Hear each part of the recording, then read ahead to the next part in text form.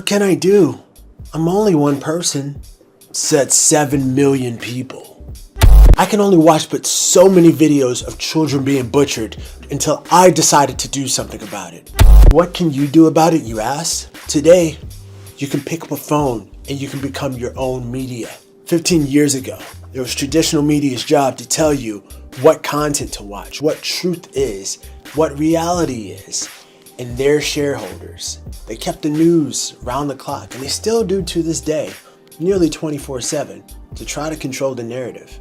Heck, media companies used to tell you what movies to watch, what stars to pay attention to. I mean, who to celebrate, your P. Diddy or your Timothy Chalamet. Hey, are you feeling better? You want to maybe head inside? Would you share it on Instagram? If it means you won't kill yourself, yeah. What's your band's name? Oh, it's Hamas. H-A-M-A-S. Hamas? My life sucks! My band's named Hamas! Or your Seth Rogen, or any type of actors they put before you that might happen to be of Ashkenazi descent. They control the images, and whoever controls images controls minds. Today, social media has changed that. So when you ask what can you do, you can always exchange intellectual discourse. Princess Diana was removed under mysterious circumstances right as she was about to do a campaign for Palestine. I have to say, my personal opinion, I think, yes, they did intend to at least seriously injure or kill her. And it's not just about the fact that, was she pregnant, wasn't she? We'll never know because they embalmed her against all French law so quickly. And all the other speculative things you see in the press. It's also the fact that it was reported that she was being a great success in the landmine campaign that she was running. Yes. But also, she was about to go into campaigning on the behalf of the Palestinians. Now, you can imagine someone of Princess Diana's profile doing that. They would not have tolerated it. They could not have dealt with that. So I think that's why she was taken out. The supposed royals who pillaged and got all their royalty from Africa just felt it wasn't a good representation, seeing as though her heart was getting attached to someone of Middle Eastern descent.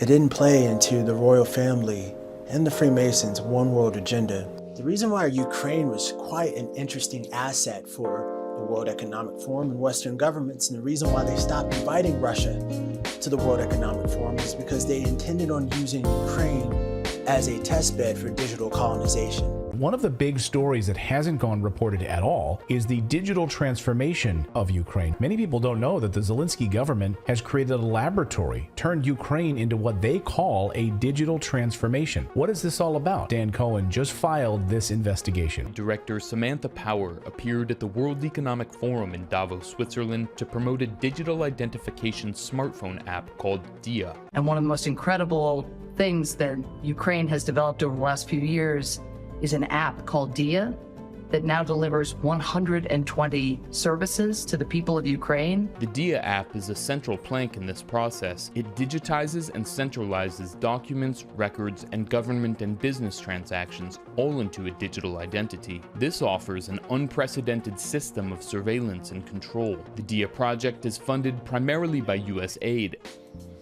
And unfortunately, their plans didn't go as prescribed. To try to force the world into a one-world government is kind of hubris, because humans can't agree on anything collectively. You expect 8 billion people to go along with this one-world Freemasonic government? The only thing humans can actually agree on is something that has a commercial interest of values. So we all agree that our Big Mac should taste the same on every continent that we go to. So if there's not money involved or financial incentive, it's pretty damn near impossible to try to get 8 billion people to go along with one narrative. And I think they figured that out during COVID-19. So this is part of what they're going to keep attempting to try to do up until 2030. So with 2024, what's going on in January? Davos, World Economic Forum, you know they're coming for us. Healthcare professionals across the world are gearing up for a new potential pandemic, a pandemic which they say will be known as Disease X. Now about Disease X, which is on this website here. This is the World Economic Forum site as far as I can derive. Pay insufficient attention to the frightening scenario of a comprehensive cyber attack. Dear Klaus, let me go back to the number one concern of the Global Risk Report: disinformation and misinformation. And I appreciate the World Economic Forum providing me the opportunity to be on this stage and say, fuck you, Klaus Schwab, and fuck your New World Order. We, the people, were born free, we will stay free, and you and all of your globalist friends, including everyone in this room, can go fuck yourself. I mean, it's the same thing, but they don't want us to know there's a global BlackRock corporate mafia that wants to control the world, that cloaks itself in liberalism and wokeism to give them political cover while they drive us into World War III, devalue our currencies, and just destroy us. They just did this new film on Netflix called Leave the World Behind. While the adults freak out about what may be causing the communication breakdown in the middle of Leave the World Behind, President Obama, he was involved from script to post. So if this year there's some sort of weird cyber attack or something that happens or whatever, I mean, you can easily see how quickly you've forgotten things of this past year in 2023. We started off with a submarine exploding underneath the water. Russell Brand's little thing that they tried to do with the traditional media trying to slander his name. We forgot about that pretty fast as well too. There was a number of incidents all throughout 2023 that went in your ear and right out the other. When you were given your freedom, what did you do with it? You abused it. That's why these people in power that are on this agenda for 2030 have no issue with colonizing you and enslaving you in a digital format, restricting your travel, restricting the amount of meat you can eat, the amount of gas that you can emit, and the distance that you're allowed to travel. They have no issue with it because when you were given your freedom, you abused it. Therefore, they have no sympathy for you for the fact that you can't see beyond yourself. Essentially, they feel like you deserve to be a slave. I think better of all of you, and I think better of our planet, to do better, to care about the people of Palestine, to care about Gaza, to care about Myanmar, care about Sudan, care about any place where there's atrocities taking place. The reason why there was 5 Israelis celebrating after 9/11 is because that's when Muslims had become the target of terrorism and accusations. It began when this woman was watching the Twin Towers burning from her apartment in New Jersey. She noticed 3 men on top of a van, posing for pictures with the towers burning in the background. And I could see that they were like happy, you know, they didn't look shocked to me, you know, they didn't look shocked. I thought it was very strange. The witness called police, who stopped the van hours later and arrested 5 men. All 5, it turns out, were Israeli. They were turned over to the FBI. Sources tell ABC News during a check of national security databases, some of the men were listed as having had connections with Israeli intelligence. At the FBI, that set off alarm bells. The FBI needed the answers to 3 important questions. Who were these men? What brought them to that parking lot on the morning of September 11th? And did they have any advance knowledge of what was going to happen that day? They said they worked for a company called Urban Moving. The FBI obtained a search warrant for the company's offices. 2 SUVs were filled up with between 9 and 12 boxes and computers. Not long after the arrests, the offices of Urban Moving were simply abandoned. Almost everything was left behind. In jail, the 5 Israelis were repeatedly interrogated and given lie detector tests. Stephen Gordon was their American lawyer. They were asked questions if they had ever been approached by or hired by any non-United States intelligence community. While there is still some debate among American intelligence officials, many investigators believe some of the men were part of an Israeli operation aimed at monitoring radical Islamic charities that support groups like Hamas, something lawyers for the 5 men and the Israeli government strongly deny.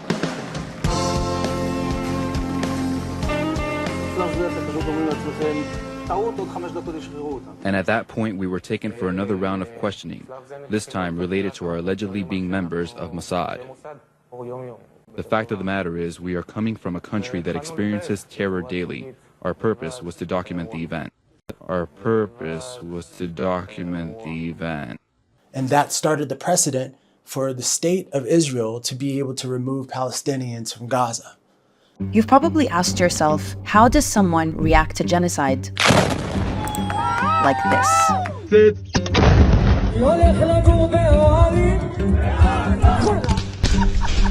With your babies here. The answer is they've been conditioned to, and it starts in their education system. Here are 3 examples of how Israel teaches the dehumanization of Palestinians. According to this Israeli professor's research, Israeli textbooks show Palestinians, or Arabs as they're called, as caricatures of primitive farmers, hordes of refugees, or they're masked and painted as terrorists. Sleek and stylish in this wool blend, and Najiba is hot, hot, hot. And not just from wearing a suffocating tarp in the desert. For the love of God, let me finish a sentence, man. Maybe you're not used to women talking. I don't know. But I'd like to finish a sentence, sir. Just going straight to the white feminism. You cannot find one photograph of a human being who is a Palestinian. And it might explain how you end up with videos like this. We need to kill Arabs. The way they are represented are as the problems and threats. And since they never or hardly ever meet Palestinians face to face or speak to them, although they may live 50 to 100 meters from them, this is what they know. If you type map of Israel in Hebrew into Google, this is what you'll get. Notice how a lot of these maps have no clear markings showing the occupied West Bank, East Jerusalem, and the Gaza Strip, all of which are internationally recognized as illegally occupied Palestinian territories. You'll also find this map in Israeli textbooks. It's how you end up with illegal settlers colonizing more and more Palestinian land, claiming it's their God-given right. It's all this, what you say, it's belong to Israel. And it's how you end up with scenes like this. You have this necklace? That's Palestine, yeah.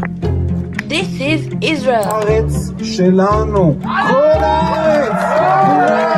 כולל עזה.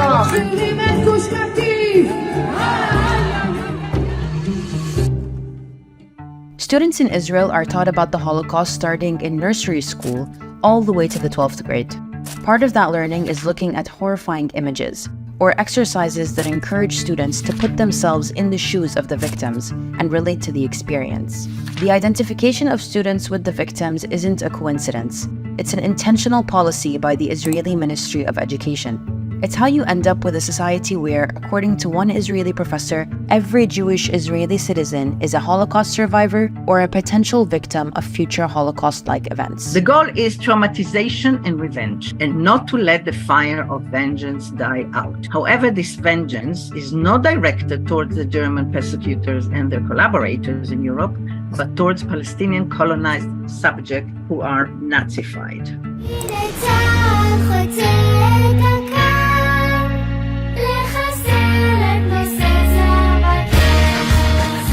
The fact that Palestinians had nothing to do with the Holocaust and that they are the ones currently being exterminated seems to be irrelevant.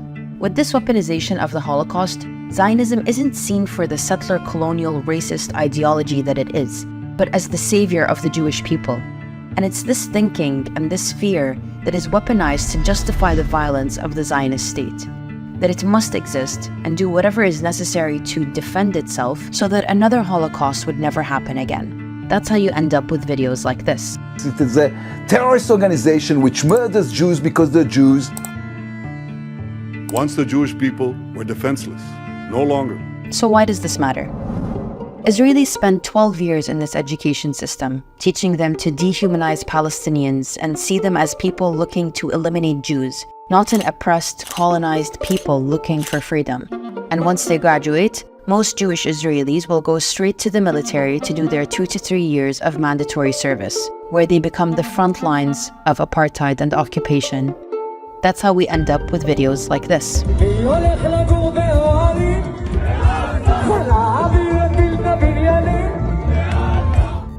So why do all this? Well, Israel can only exist as a Jewish state if it manages demographics to maintain a Jewish majority. And it does so by displacing, imprisoning, and murdering Palestinians routinely. And the only way to get Jews to participate in this is by convincing them that it's the only way for them to exist safely.